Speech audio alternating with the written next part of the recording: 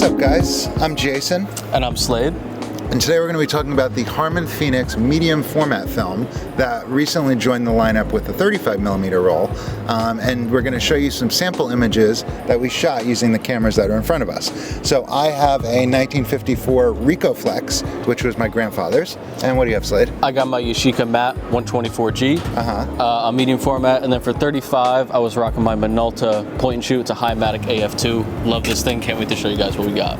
Awesome, yeah. So without further ado, we'll show you some photos, and then also we have a little chat that I did with Ben from Gelatin Labs, because all the images that you're going to see on the screen, they were all scanned and developed by Gelatin Labs. So it's pretty interesting actually to see how they handle this new film stock. So what do you say? You want to get into the photos? Yeah, let's check them out. All right, sweet. If you want to start with that one, I really like that one. Okay, yeah. All right, so this is one I got on my Yashica. This is the owner of Sunday Motor Co., right? Yes. Yeah. So this is Nick's car, super cool Porsche. Yeah. So we spent a morning at Sunday Motor Co. In Madison a few weeks ago. Yep. And I saw Nick roll up in this Porsche. I was across the street, but I ran over just to get the shot. One thing I really like about this film is that, yes, in some shots it has a strong look, but in others you wouldn't even be able to tell we're shooting Harman. Like, you could probably think this is Porsche or something more like high quality. This is such a nice crisp shot in my opinion. Really like how this came out. The colors look great. Even like the green bush, it's like a nice saturated green and the blue. Just looks good. What else we got? Oh, this one's awesome. Yeah, I like this. This is Glenn out front of the Sunoco. We'll drop his Instagram down here. It's really, his car is beautiful. Yeah, this thing is nice. I got another one of my favorites is of his car. But he was across the street getting some gas, and ran over there real quick, set up the camera, and took a couple shots. You'll see another one coming up soon on 35mm that I really like. But I just think this is a cool classic shot, pretty timeless. You wouldn't really be able to tell when I shot this photo, I think. I think that's why we all do it. This one, there was this super clean crew of guys that rolled up. They were on the side street by Sunday Motor Co. They were all driving big body cars. They were super mint. I just love this. I love a little halation. I'm not, how can I say this? I am a fan of halation. I'm not a fan of too much, but I do like a little bit of it. Speaking of too much halation, I have a photo for that. Yeah, oh yeah, that's right, from the inside, right? You'll see. Yeah, so I just like another really crisp photo. Again, you would probably think this was shot on a different stock. You would never really guess it's Harman. I think it looks super, super clean. Agreed. Yeah. The color rendition is pretty much spot on. This BMW, that's exactly how it looked like in person. Yeah. Also, you look at the on end and you get some of that, like, oh yeah, it's like partially where the shadow ends, but partially a little halation in the whites. That's true. Which is cool. And it like carries over. Yeah. That's really cool. I like that. All right, so this is a shot of Sean's car. We actually took his car and another one to a off-location site outside of Sunday Motor Co. And we got some more shots coming up to show you, but this one I just really like. Nice 3/4 shot. Again, very slight halation. The colors look great. It's super crisp, and I like the little blue tint you get in the shadows. Which it's important to say, his car is, I think the Porsche color is called Guards Red. Okay. So it is like the reddest red that you can imagine. So having the film stock that runs warm, yeah, it's interesting to see a red car on that film stock. Yeah, it doesn't look bad at all. Yeah. There's a couple shots where the color's a little skewed, but yeah, that's typical. Yeah. But I really like this one. All right, so this is the one where I said it was kind of like a little skewed. It does look good. The reds look fine, but I guess it's a very bright shot. I may have overexposed this one a little bit by accident. But I love this shot. This looks like a magazine cover to me. This was like exactly what I had in mind when we were setting up. Jason actually pulled his car around, and I stood on his running board to get this shot, and held the camera upside down, which I'd never done before. That was pretty interesting. But pretty good even shadow detail. I mean, it's dark, but you can still see what's there. Like, obviously it's a black wheel on this Porsche. Still looks good. You can even see the red brake caliper in there. Great detail. That's impressive. Yeah. Yeah. Again, very little halation. You would expect on a white subject, especially a glossy white car, that you'd get just like this crazy blown out highlight. But it's really not that bad. Yeah. I think the colors work. Wilson's car is like really the color. I mean, he has like the clear coat on it. Everything just looks. It pops. Amazing. Yeah. So then to see it. It's a challenge for this film. Yeah, for sure. I think the film did a really good job of keeping up. Yeah, I think that was kind of our goal going into this, like not shooting how we usually would, Like a bright white subject like that, usually I would shy away from just because I know you can kind of get weird results. Yeah. But this was a perfect opportunity to test it. Yeah. And I think it handles it pretty well. As long as you don't absolutely blow your exposure, it's probably going to be all right. Yeah. This one I love. This is on 35 millimeter. Yeah. This is another like magazine type shot that I like a lot. I was up on those stairs in the background of the last shot, and heavy angle, but I just like the way it looks. Again, for 35 millimeter, like I said, it's a point and shoot, so I didn't get to play with settings too much. I think I shot this one at 100 also, so I did all 3 rolls I shot this day were ISO 100. So you did 2 medium format and 135, right? Yeah. Yep, 2 medium, Sweet. 135. So yeah, so this was all in the camera's hands. Yeah. Like I didn't get to manually change this at all. I think it nailed it. Again, the highlights, they're not blown out. Everything's there. Very little halation. Yeah. I just really love the composition of the shot. I think it's pretty sick. This is another one. I love the stickers coming down. That was the whole point. Like, so I was talking to I'll him. zoom in on that. Yeah. Yeah, so we were just talking. I think I was getting his phone number or his Instagram to send these to him. And I just happened to notice like how good those shadows look, because it was still early morning. The sun was coming in really good. And it captures that golden light so well, I think. So I just like quick snapped this while we were talking, and I love it. This is one of my favorite shots from the whole day. It's even for 35 millimeter, this is pretty sharp, dude. Like the scans from Gelatin are really, really good. Yeah. This is one of those like gear shifter stickers. You can Yeah. even see each little line for all the gears. Nuts how sharp this is. Yeah. One criticism I see a lot is people say 35 millimeter Phoenix is like really too grainy, but I don't think. I think it's a normal amount of grain. Looks good like to comparing me. it to Gold or Ultramax, I Yeah. think it's right there with all those I agree. other the bigger film stocks. Yeah. Yeah. And like especially for medium format, super crisp. Or I should say the more refined film stocks. Yeah, it's Because true. Phoenix is still working on the chemistry and everything. Yeah. But they're doing great. I think it's awesome. Yeah, I think that's another thing. I shot a roll when Phoenix first came out. I'll put a couple pictures on the screen. I used to self-develop and camera scan at my apartment.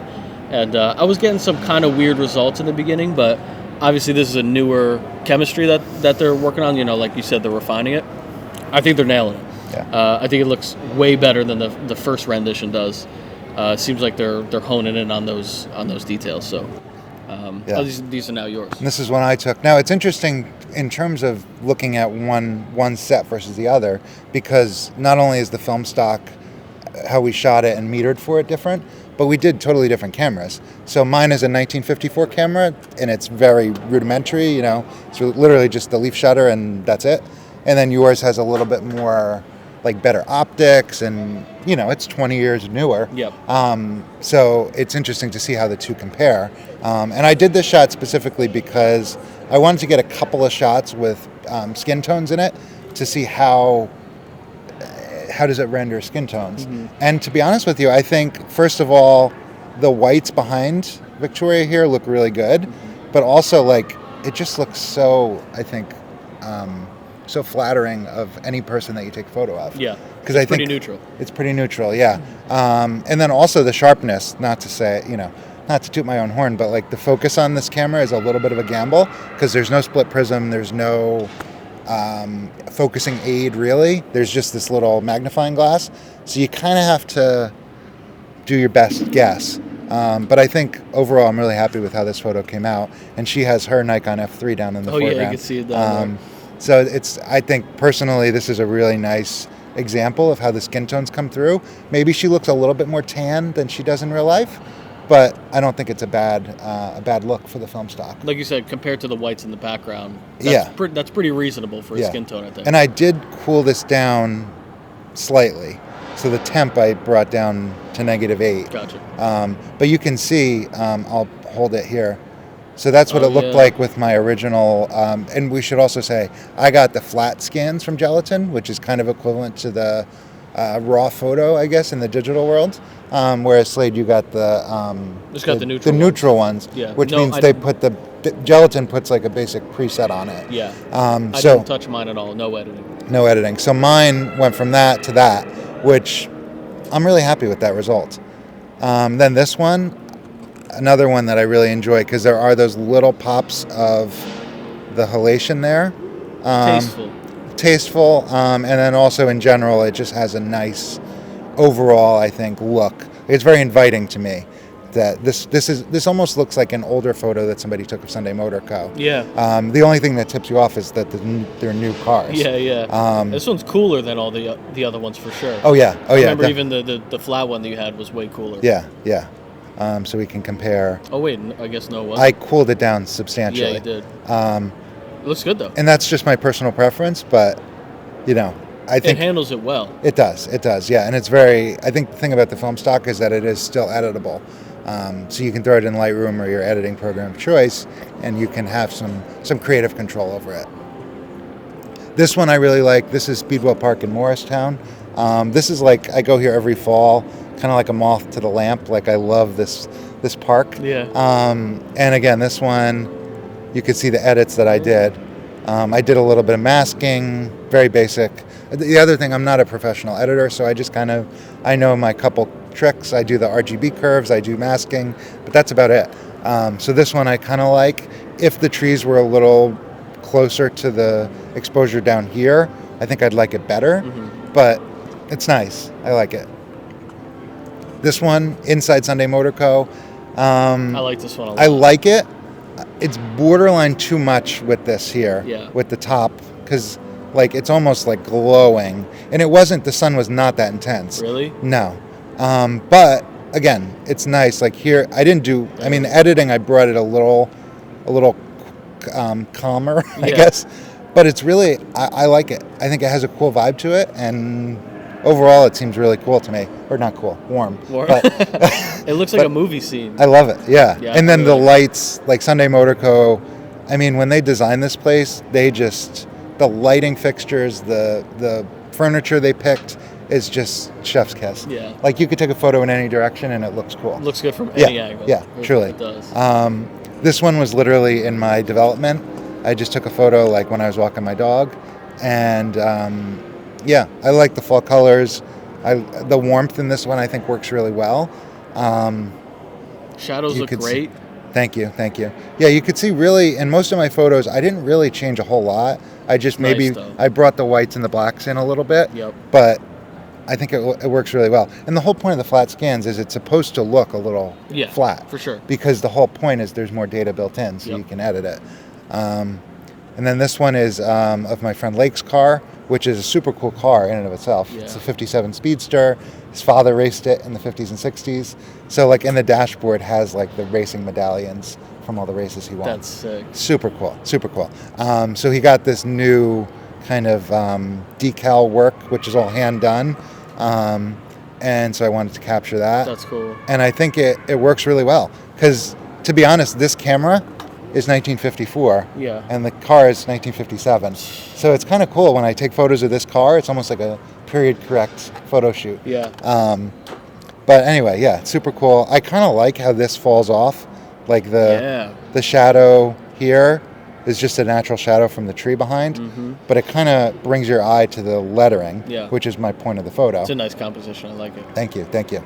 Yeah, and it does look a little more subdued. Like the color of the car, I think, is a little more electric in life, but this kind of looks a little more subdued, but it still works. And we can compare. That's the flat scan, and then that's my edit. Yeah, it looks so. Thank you. Yeah, as you can see, I let the blacks fall off there. Yeah, it looks great. But I think it works out well. Nicely. Yeah, absolutely. Yeah. So I think those are a good sampling, and we do have a bunch more honorable mentions that will flash up at the end. Yeah, for sure. But what do you say? You want to cut over to Ben, and we'll talk to Ben at Gelatin? Yeah, let's see what you guys say about the scanning process. Awesome. All right, we'll take you guys over to Maplewood.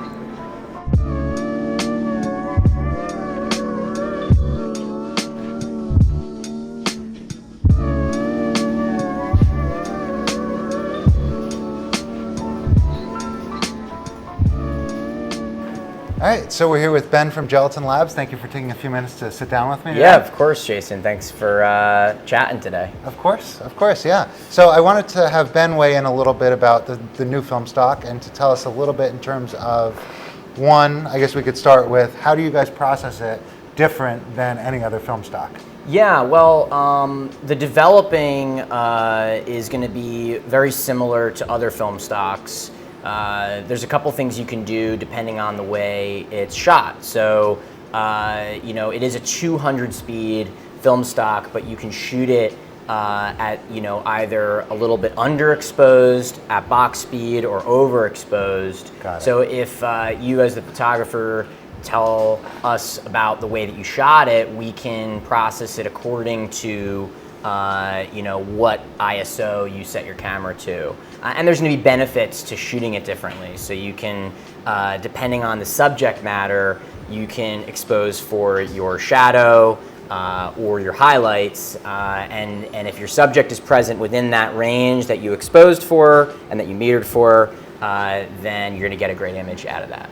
Got it. Okay. And then what about with scanning? Do you guys scan with? How do you compare it, like in terms of other color profiles? Since it's a new film stock, what was really cool is that Harman, who manufactures the film stock, they sent out to all the labs, spec sheets essentially that we could dial in our scanner to get closer to the way they intend the film stock to look. And then we did our own thing with it as well because, we felt that those results were very contrasty out of the box. So we're continuing to really dial it in as we go, as more people start to pick it up. And we want to make it as neutral as possible. But the good thing about the way that we deliver our scans, especially if you're getting TIFFs, is that you can make some edits, tune it how you like it. But so far, the results are really interesting. Awesome. Love that. Yeah. So another question is for anybody who wants to pick up their roll from a local camera shop or from Gelatin, because Yeah. they have it in stock now. Yes, yes. What would you recommend going from shooting medium format, Portra 400, let's say, or Gold 200 to this? What would you change about how you shoot? Yeah, definitely just meter your camera for the subject. So, if the subject is in shadow, expose for the shadow. If your subject is in bright sunlight, expose for that. It's going to have a very similar latitude, which essentially means it's like a scale of how much you can actually capture from dark to light. There's going to be a similar latitude to slide film. If you're familiar with shooting slide film, it's a very small window, a small margin of error. So you want to be able to expose very specifically for the subject that you're photographing. Otherwise, you might either blow it out or you might lose it in the shadows. So Got it. Yeah. Okay, great. Well, thank you so much to Ben and the team at Gelatin for having us here to chat. And we look forward to seeing what you guys shoot with the Phoenix medium format. yeah, see you again soon. All right, Thanks, thanks, Jason. Yeah, thank you.